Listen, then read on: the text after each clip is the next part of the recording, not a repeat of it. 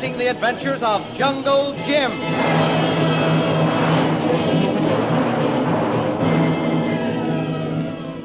Last week we heard how Jungle Jim rescued Bob McGuire after both had rushed into the burning hotel searching for McGuire's wife, Connie. A short time later, after they had all returned to Dragon Inn, Jim and Lil were eating their dinner when they were visited by the Silent One, who warned them that unless they persuaded Bob McGuire to give up the map showing the location of the hidden jewels of the great Genghis Khan, all would be killed. After talking to the Silent One, Jim and Lil rushed upstairs to warn the McGuires. There they discovered Kolu, who had just returned from Mandalay, and were told that Bob and Connie McGuire, disguising themselves as natives, had gone into the jungle to search for the jewels. The thrilling adventures of Jungle Jim are pictured each Sunday in the Comic Weekly, the world's greatest pictorial supplement of humor and adventure. The Comic Weekly, each page printed in full color, is distributed everywhere as an integral part of your Hearst Sunday newspaper.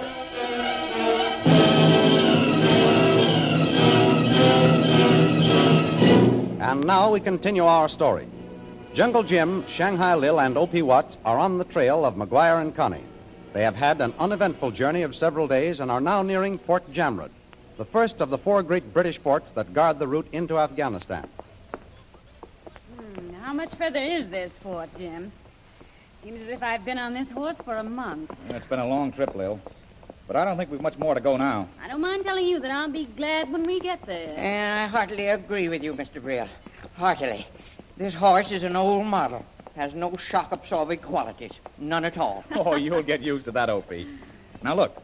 According to this map, the fort should be a mile or two ahead. Kolu! Yes, it was. I expect we'll come inside of Fort Jamrud at the top of the next hill. Right ahead. And if I'm right, signal it. And then you keep going and present my compliments to Colonel Hammond. He's expecting it. Yes, it was, Jim. Why couldn't we have speeded up a little ourselves, Jim? Don't forget, we've got O.P. with us. Hey, what's that? What's that? What are you two mumbling about? We were just discussing the fact that Colonel Hammond is expecting us, O.P. And I hope he has some news for us. I can't understand why no one has seen Bob McGuire's caravan go through. Neither can I, Mr. Brill. Can't understand it. A caravan is a pretty hard thing to miss. Well, we'll probably get the information we're after, all right. Don't forget, a lot of travelers go this way. Besides, McGuire knows that the Silent One is following him and has disguised himself and his wife. Oh, Jim, that's Kolu's signal. He's waving. Well, that means that Fort Jamrud is just ahead. Come on. Get up, Nick. Get up. I never did like horses. Get up, Nick. If we ever get in a tight spot, Jim, we're going to have some fun with O.P. Between his horse and that umbrella he tries to hold over his head every time the sun comes out. Well, maybe we can persuade him to stay behind when we reach the fort. Well, here's the top of the hill. At last, the fort. We've reached it. Now maybe I can get off of this animal. Yes, and they've seen us coming, Jim. See, the gates are opening. You're right, Lil. Come on, O.P. Hey, why do we have to hurry now? That must be Colonel Hammond there inside the gates. Evidently he heard from Colonel Scott. Scott said that he'd get a message through. Well, here we are. I'm glad to get down off this horse. And I'll bet our friend O.P. is, too. Bradley, can you give me a hand? I'm stuck. I can't seem to get loose from this animal. Just a minute, O.P., just a minute. Give me a hand. The horse was a terrible invention. Take it easy. Terrible. No conveniences at all. None at all. All right. There you are. Oh, Jim, here's the colonel. You're Jungle Jim Bradley? That's right, Colonel Hammond. Good, Bradley. It's a pleasure to meet you, sir. Oh, thanks, Colonel. May I present my companions, Mr. Vreel and Mr. O.P. Watts? Who is slightly the worse for wear. Yeah. You the fellow that's in charge around here? Why, yes, I am. And why don't you have your men build some roads through this godforsaken country? Well- I'm crippled. Crippled, I tell you. Well, I'm you'll sure. get used to it, O.P. Yeah. It's a pleasure to meet you, Colonel. We've all heard about you. Thank you. I've heard of you, Mr. Veal. I had a wireless chat with Colonel Scott this morning. He advised me of your coming and what facilities we have here are at your disposal. Thanks, Colonel. But I say we shouldn't be standing out here. You're just in time for dinner. Over this way. Dinner, of course. And if you don't mind, Hammond, I'll eat my dinner standing up. That confounded horse. Well, yes, I understand. Colonel, I suppose you know our mission here. Mr. Watt's son-in-law and his daughter are supposed to be headed this way. Oh, yes. You mean the young McGuire and his wife. They were traveling light. Oh, you've seen them? Yes, of course. They spent last night here. They headed into the hills north of the pass. Wild African territory, that. You say they were here last night, Colonel? Well, then they can't be far ahead of us, Bradley. That means they're safe. We won't have to run after them. You don't know what you're talking about, O.P. All right, Mr. Veal. I tried to dissuade them. The natives of the African hills are far from friendly. They're gangs of cutthroats, matter of fact. However, your son-in-law refused to listen to me. Yeah, stubborn, pig-headed. Why, I tried to talk to him on shipboard. Wouldn't even listen to me. Wouldn't listen. Oh, never mind that now, O.P. Colonel, you say that McGuire and his wife left here this morning. Yes. Now, how far would you say they traveled today? Well, with the outfit they had, not more than 30 or 40 miles. 30 or 40 miles, eh? Well, that means I can catch up with them before morning. Jim, what are you thinking? That Bob McGuire and Connie ought not to get in the Afghan hills alone. I'm going after them, Lil. You and O.P. stay here. Nothing doing, Jim. If you go, I'm going with you. Boys, bring those horses back here. But I say, you can't go at night and without eating. Why, of course not, of course not. Why, I wouldn't climb on a horse for a meal. Not for a meal. Well, I think differently, Colonel. Those two have got to be stopped before it's too late. You're right about that, but... well, Bradley, from what I've heard of you and Miss DeVril, you're both able to take care of yourself. Don't worry about us. Very well. Boy, bring 2 fresh horses. Yes, sir. One thing more, Colonel. How were McGuire and his wife disguised? As natives, and not a bad disguise either. Well, here are your horses. Oh, fine. And good luck. Ready, Lil? Right with you, Jim. Oh, wait.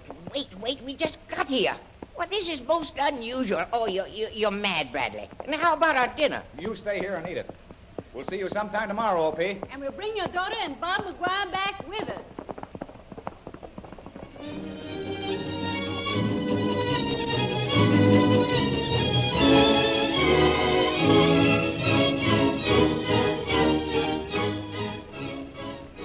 Meanwhile, far ahead, Bob McGuire and his wife Connie study a map as night settles over the hill.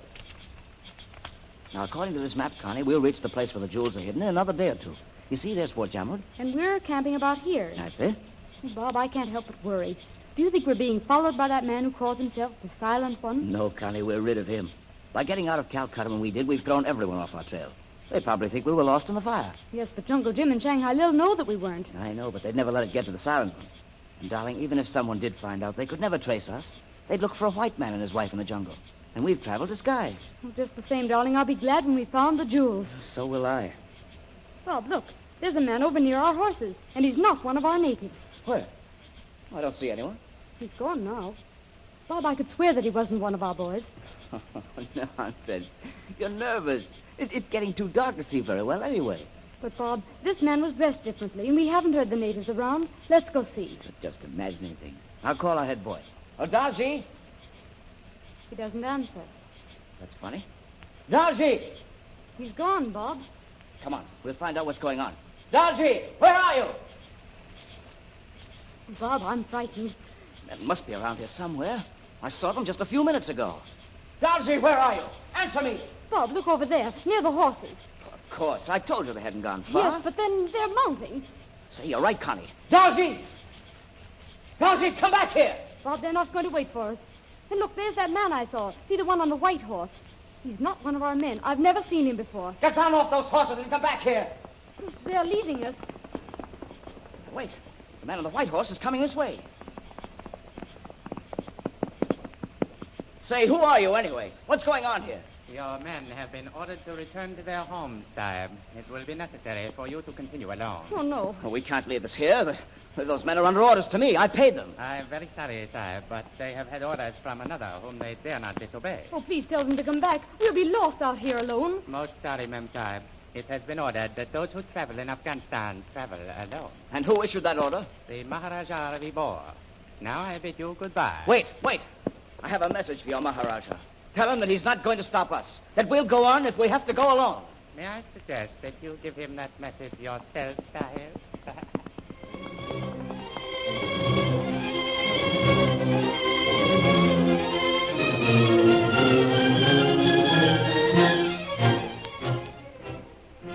Later that night, as Jim and Lil travel through the jungle darkness in their attempt to locate Bob and Connie McGuire, another scene is taking place deeper in the hills where a huge bearded man sits in a darkened room in a lamasery.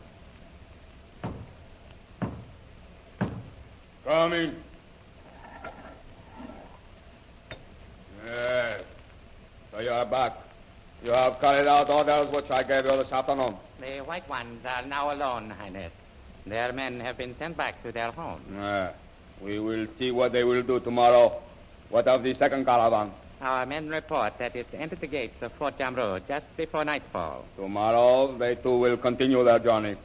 You have orders. When they stop tomorrow night, their men also are to desert. It shall be done as you wish, Highness. When they make camp tomorrow night, their men will be returned to their homes. Good. What of the one who carries the map, Highness? We could have taken it this evening. No, he is not to be molested. Not until I have had a talk with him. He cannot escape now. The map is safe. But the white woman is with him, Highness. She is young. Perhaps the hillmen will descend upon her. You need have no fear, fool. The Afghan hillmen do not interfere with those who come to visit the Maharaja of the Bar. I have issued orders that they are to be allowed to continue northward at their will. And if they choose to turn back? You forget. The silent one waits, and they know that death lies behind them. The route to the north is open. As soon as they near this Lamassari, one of my men will be sent out to welcome them. That may not be necessary, Highness. The map they carry shows location of this Lamassari, and there is notation that travelers are welcome. I have not forgotten. The map was made many years ago. They will be welcomed. The old Lama himself will be allowed to leave his cell to escort them within the gates. You have planned well, Highness. Yes. At last we are to have the jewels of the great Genghis Khan. We have waited many years. There is also other wealth, Highness. What do you mean, speak? Of the three in caravan that follows, one is the father of the girl who is the wife of Saib Maguire. Yes, I have that report. It is reported that he is an American, Highness, a banker of great wealth. That's interesting. You say he is with the second caravan? Yes, Highness. Then they too are to be guarded until they reach the gate. You will hold them for ransom? We will hold all except old American. He will be escorted back to Fort Jamrod. But, Your Highness, surely he will return with the troops to free his daughter. You forget, fool. The authorities believe this Lamassari to be still in the hands of the monks. They do not dare to interfere with the religious order. But the old one has the gold, Your Highness. It is he who will pay us the ransom. I know that, fool. We shall not only have the jewels of the great Genghis Khan, but also the gold of the American.